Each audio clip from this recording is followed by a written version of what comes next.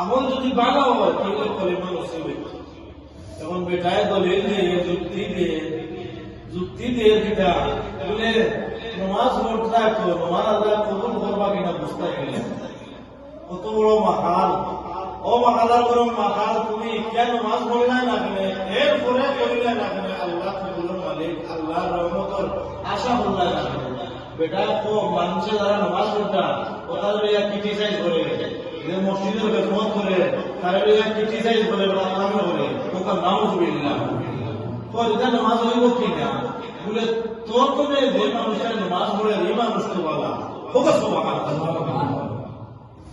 তুই তো ফজর বাদে আগুন বেড়ি টানি টানি গিয়ে উঠে বইলে আর মানুষের নাচ আরম্ভ করলে এসার বাদে আনা নামাজে বাড়ি দিয়ে আমাইলে আর দইলে না ঘুমাইলে আবার ফজরের নামাজ নাই, আবার আগুন বেড়ি টানি টানি উঠে যাইলে এটা আলিম বলে দেখবেন না, আলিম বলে দেখো মরে দিব বেটা আইস না খাই হাজার নিতাম তার বুড়া হন নাই, জোয়ান হন বালা, জোয়ান হন নাই, আলিম হন বালা, আলিম হন নাই, মাস্টার হন বালা।